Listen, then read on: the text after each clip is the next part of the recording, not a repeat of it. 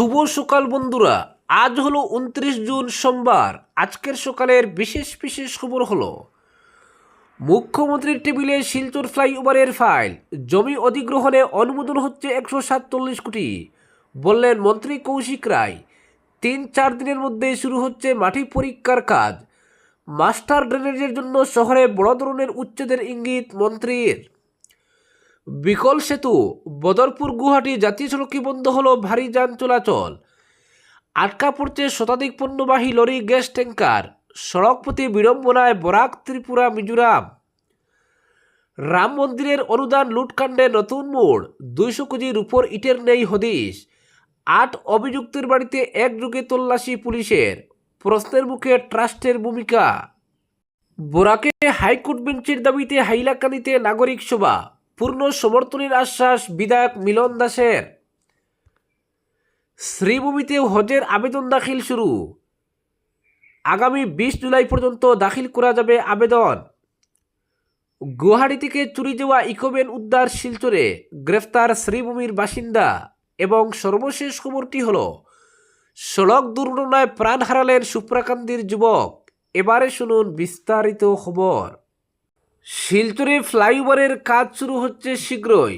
ক্ষতিপূরণের জন্য 147 কোটি টাকা অনুমোদন লাভ করলেই শুরু হবে জমি অধিগ্রহণের কাজ। তবে 3-4 দিনের মধ্যেই মাটি পরীক্ষার কাজ শুরু করে প্রাথমিক প্রক্রিয়া গুটিয়ে আনা হবে। শহরের এলিভেটেড করিডোর নির্মাণ নিয়ে দুয়াশা কাটিয়ে এই কথাগুলো শুনিয়েছেন রাজ্যের খাদ্য ও গণবন্টন নগর উন্নয়ন মন্ত্রী কৌশিক রায়। গত বিধানসভা নির্বাচনের আগে শিলচর বাইপাসে দাঁড়িয়ে এলিভেটেড করিডোরের ভার্চুয়ালি শিলান্যাস করেছিলেন প্রধানমন্ত্রী। কিন্তু শিলান্যাসের 4 মাসের মাথায়ও এই প্রকল্প বাস্তবায়নের তেমন উদ্যোগ পরিলক্ষিত হয়নি। তবে রবিবার সুশীল সমাজের সঙ্গে বরাক উপত্যকা উন্নয়ন বিভাগের বৈঠকে সমস্ত সংশয় তুড়ি মেরে উড়িয়ে দিয়ে আশার বাণী শুনিয়েছেন মন্ত্রী। তিনি বলেন, জমি অধিগ্রহণের মূল হিসেবে ধরা হয়েছে 147 কোটি টাকা। ইতিমধ্যে এস্টিমেট পাঠানো হয়েছে গুয়াহাটিতে। অনুমোদনের অপেক্ষায় রয়েছে এলএ। এস্টিমেটে ক্ষতিপূরণের জমি বরাদ্দ হলেই শুরু হবে জমি অধিগ্রহণ। তবে সময়ের মধ্যেই যাতে কাজ শুরু করে তা সম্পন্ন করা যায়, সেক্ষেত্রে গুরুত্ব আরোপ করে প্রত্যেকের সহযোগিতা কামনা করেন মন্ত্রী কৌশিক। ফ্লাইওভার ছাড়াও শিলচরের অন্যতম প্রধান নাগরিক সমস্যা যে জমা জল, তা অকপটে স্বীকার করে মন্ত্রী নিকাশি ব্যবস্থাকে চাঙ্গা করার উপর জোর দেন। তিনি জানিয়েছেন, বৃহৎ পরিকল্পনা গ্রহণ করে মাস্টার ড্রেনেজের মতো প্রকল্প বাস্তবায়ন করতে হবে। এর জন্য প্রয়োজন বড় ধরনের উচ্ছেদ অভিযান। সরকারি জমি বেদখল মুক্ত করতে কঠোর অবস্থান গ্রহণ করে উচ্ছেদ অভিযান চালানো হবে বলে মন্তব্য করেন তিনি। মন্ত্রীর কথায়, শিলচরের প্রধান 4 নিকাশি নালার অনেক জমি বেদখল রয়েছে। জমি বেদখল মুক্ত করেই নিকাশি ব্যবস্থাকে সচল করতে হবে। উচ্ছেদের সময় সবার সহযোগিতা কামনা করেন তিনি। জানান, যে প্রধান 4টি নিকাশি নালা রয়েছে, এগুলোর সঠিক মাপজোখের জন্য ড্রোন সার্ভে করতে দায়িত্ব দেওয়া হয়েছে জল সম্পদ বিভাগকে। শিলচর এনআইটিকে সঙ্গে নিয়ে পরিকল্পনা তৈরি এবং সমীক্ষা করা হবে বলে জানান মন্ত্রী। পরবর্তীতে বাইরের কনসালটেন্সি সংস্থাকে নিয়ে রীতিমতো শখে এগোতে হবে। তবে গোটা প্রকল্প বাস্তবায়নে অত্যন্ত জরুরি উচ্ছেদ অভিযান, এমনটাই মন্তব্য করেন কৌশিক রায়। দীর্ঘদিনের এই সমস্যা সমাধানের ক্ষেত্রে সরকারের কর্মপরিকল্পনা তুলে ধরে মন্ত্রী বলেন, এতে সময় লাগবে ঠিকই, তবে সব অবৈধ দখল উচ্ছেদ করা হবে। পরবর্তী খবরটি হলো বিকল সেতু, বদরপুর গুয়াহাটি জাতীয় সড়কে বন্ধ হলো ভারী যান চলাচল। না, খানাখন্দ নয়, এবার 6 নম্বর জাতীয় সড়কের গুমলা সেতুর জন্যই বন্ধ হয়ে গেল বরাক উপত্যকা সহ ত্রিপুরা, মিজোরামের সড়ক পথ। সেতুর 2টি স্থানে সিমেন্ট বালু পাথরের ডালাই খসে পড়ে সুড়ঙ্গ তৈরি হয়। তাৎক্ষণিকভাবে ভারী যান চলাচল বন্ধ করে দিয়েছে প্রশাসন।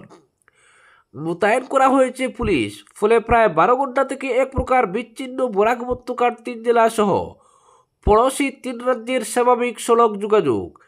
সেতুর দুপাশে আটকে রয়েছে অসংখ্য পণ্যবাহী লরি, গ্যাস ট্যাঙ্কার। 6 নম্বর জাতীয় সড়কের অবস্থা ভালো নেই, তবুও জরাজীর্ণ এই রাজপথ দিয়ে গত কমাস থেকে চলছিল বরাক উপত্যকার 3 জেলা কাছাড়, হাইলাকান্দি, শ্রীভূমি এবং পড়োশি রাজ্য ত্রিপুরা, মিজোরাম, মণিপুরের সড়ক যোগাযোগ। কিন্তু এবার গুদের উপর বিষ ফোঁড়ার মতো বিকল হয়ে পড়ল গুমরা সেতু। আর এতে রবিবার সকাল 10টা থেকে এই রুট দিয়ে সব ধরনের ভারী যানবাহনের চলাচল বন্ধ করে দেওয়া হয়েছে। নির্দিষ্ট ওই স্থানকে লাল ফিতা দিয়ে ব্যারিকেড লাগিয়ে রেখেছে প্রশাসন। পাশে প্রহরা দিচ্ছেন পুলিশ কর্মীরা। সেতুর উভয় পাশে দাঁড়িয়ে রয়েছে অসংখ্য পণ্যবাহী লরি, গ্যাস ট্যাঙ্কার সহ বিভিন্ন ধরনের ভারী যানবাহন। এমনকি যাত্রীবাহী বাসকেও সেতু পারাপার করার অনুমতি দেওয়া হচ্ছে না। স্থানীয় সূত্রে পাওয়া খবর মতে এদিন সকালে এক পথচারী প্রথমে বিষয়টি প্রত্যক্ষ করেন। গুমরা নদীর উপর থেকে ওই সেতুর পশ্চিম দিকের দুটি স্থানে সুড়ঙ্গ হয়ে বেরিয়ে পড়েছে রড। সুড়ঙ্গগুলো দিয়ে তাকালে নদীর জল পর্যন্ত দেখা যাচ্ছে। এরপরে বিষয়টি নিয়ে হইচই পড়ে যায়। সেতুর ওই অংশ দিয়ে ভারী যানবাহন যাতায়াত করলে ভয়ঙ্কর দুর্ঘটনা সংঘটিত হওয়ার আশঙ্কা দেখা দেয়। ফলে স্থানীয় লোকজন সেতু দিয়ে ভারী যানবাহন পারাপার বন্ধ করে গুমরা পুলিশ ফাঁড়িতে খবর দেন। খবর পেয়ে ঘটনাস্থলে পৌঁছায় পুলিশ। সেতুর ক্ষতিগ্রস্ত অংশ লাল ফিতা দিয়ে ব্যারিকেড লাগিয়ে চিহ্নিত করে বসানো হয় পুলিশ প্রহরা। ভারী যানবাহন চলাচল সম্পূর্ণভাবে বন্ধ করে দেয় পুলিশ। এদিকে 6 নম্বর জাতীয় সড়কের মতো গুরুত্বপূর্ণ সড়কের এই সেতুতে ত্রুটি দেখা দেওয়ার খবর সামনে আসতেই প্রশাসনিক স্তরেও শুরু হয় দৌড়ঝাঁপ। কাটিগড়ার সার্কেল অফিসার বিষয়টি জেলা শাসককে জানান। কিছুক্ষণের মধ্যেই ঘটনাস্থলে পৌঁছান NHIDCL-এর আধিকারিকরাও। সেতুর অবস্থা পর্যবেক্ষণ করেন তারা। সন্ধ্যায় কাছাড়ের অতিরিক্ত জেলা শাসক তোলা জেলা ডিজাস্টার ম্যানেজমেন্ট অথরিটির CEO এক নির্দেশ জারি করে রাত 8টা থেকে গুমরা সেতু বন্ধ থাকার কথা ঘোষণা করেন। পরবর্তী খবরটি হলো অযোধ্যার রাম মন্দিরে ভক্তদের অনুদান ঘিরে দুর্নীতির অভিযোগে নতুন করে বিতর্ক দানা বাঁধল। অভিযোগ, মন্দির নির্মাণের জন্য দান করা প্রায় 200 কেজি রূপোর ইটের কোনো হিসেব এখনও পাওয়া যায়নি। ঘটনার সূত্রপাত 2021 সালের জানুয়ারিতে। সেই সময় সিন্ধি সমাজের একদল শিল্পপতি ও ব্যবসায়ী রাম মন্দির নির্মাণের জন্য ট্রাস্টের হাতে 1 কেজি ওজনের মোট 200টি রূপোর ইট তুলে দেন। প্রতিটি ইটেই তাদের আরাধ্য দেবতা জুলেলালের প্রতিকৃতি খোদাই করা ছিল। অভিযোগ, অনুদান গ্রহণের পর রসিদ পাঠানোর আশ্বাস দেওয়া হলেও আজ পর্যন্ত কোনো প্রমাণপত্র দেওয়া হয়নি। সেই প্রতিনিধি দলের সদস্য কালুভাই শুকওয়ানি দাবি করেছেন, দীর্ঘ 5 বছর কেটে গেলেও ট্রাস্টের কাছ থেকে দান করা রূপোর ইটের কোনো সরকারি নথি বা স্বীকৃতি মেলেনি। ফলে দাতাদের মধ্যে ক্ষোভ বাড়ছে। এদিকে অযোধ্যার রাম মন্দিরে ভক্তদের অনুদানের অর্থ তছরূপের অভিযোগে তদন্ত আরও জোরদার করল উত্তরপ্রদেশ পুলিশ। মামলায় গ্রেফতার 8 অভিযুক্তের বাড়িতে রবিবার একযোগে তল্লাশি চালানো হয়। তদন্তকারীদের লক্ষ্য অনুদানের গায়েব হওয়া বিপুল অর্থ কোথায় গিয়েছে তার হদিশ পাওয়া। পুলিশ সূত্রে জানা গিয়েছে, তল্লাশি অভিযানে স্থানীয় প্রশাসনের আধিকারিক এবং ম্যাজিস্ট্রেটও উপস্থিত ছিলেন। গত সপ্তাহে নজরদারি চিত্র খতিয়ে দেখে অনুদানের অর্থ গণনার দায়িত্বে থাকা 8 জনকে গ্রেফতার করা হয়। অভিযোগ, মন্দিরের দান বাক্সে জমা হওয়া অর্থের হিসাবে বড় ধরনের অনিয়ম হয়েছে। তদন্তকারীরা এখন অভিযুক্তদের আর্থিক অবস্থার পরিবর্তন খতিয়ে দেখছেন। গত কয়েক বছরে তাদের নামে কী পরিমাণ জমি, বাড়ি, গয়না, ব্যাংক সঞ্চয় এবং অন্য সম্পত্তি বেড়েছে তার বিস্তারিত তথ্য সংগ্রহ করা হচ্ছে। পাশাপাশি পরিবারের সদস্য ও প্রতিবেশীদের জিজ্ঞাসাবাদ করে হঠাৎ সম্পদের উৎস জানার চেষ্টা চলছে। তদন্তে উঠে এসেছে, অভিযুক্তদের মধ্যে কয়েকজনের জীবনযাত্রায় চাকরি পাওয়ার পর থেকেই উল্লেখযোগ্য পরিবর্তন আসে। এক অভিযুক্তের আত্মীয় পুলিশকে জানিয়েছেন, আগে পরিবারের আর্থিক অবস্থা সাধারণ হলেও রাম মন্দির ট্রাস্টে কাজ শুরু করার পর অল্প সময়ের মধ্যেই তাদের জীবনযাত্রার মান অনেকটাই বদলে যায়। পরবর্তী খবরটি হলো, রাজ্য হজ কমিটির নির্দেশে শ্রীভূমি জেলায়ও 2027 সালের হজযাত্রার জন্য দরখাস্ত দাখিল গত 22 জুন থেকে শুরু হয়েছে। শ্রীভূমি জেলা হজ কমিটির যুগ্ম সম্পাদক এক বিজ্ঞপ্তিতে জানিয়েছেন, জেলার ইচ্ছুক হজযাত্রীরা ওয়েবসাইট www.hojcommittee.gov.in অথবা মোবাইল অ্যাপ হজ সুবিধার মাধ্যমে আবেদন জমা করতে পারবেন। আগামী 20 জুলাই পর্যন্ত এই আবেদন দাখিল করা যাবে। দাখিল করা আবেদনের হার্ড কপি এবং অন্যান্য আনুষঙ্গিক কাগজপত্র জেলা হজ কমিটির যুগ্ম সম্পাদক বাহাউদ্দিন চৌধুরীর 9365633533 কাছে জমা দিতে হবে। জেলা যুগ্ম সম্পাদক জানিয়েছেন, যারা অনলাইনে দরখাস্ত জমা করতে পারবেন না তাদের সুবিধায় হজ কমিটি জেলার 5টি স্থানে হজ সেবা কেন্দ্রের অনুমোদন দিয়েছে।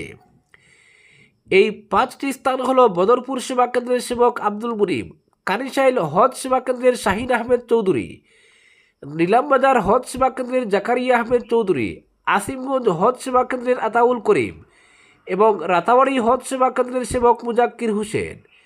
এই 5টি অনুমোদনপ্রাপ্ত সেবা কেন্দ্র ছাড়া অন্য কোনো সংস্থার দ্বারা দাখিল করা আবেদনপত্র জেলা হজ কমিটি গ্রহণ নাও করতে পারে বলে যুগ্ম সম্পাদকের ওই বিজ্ঞপ্তিতে জানানো হয়েছে।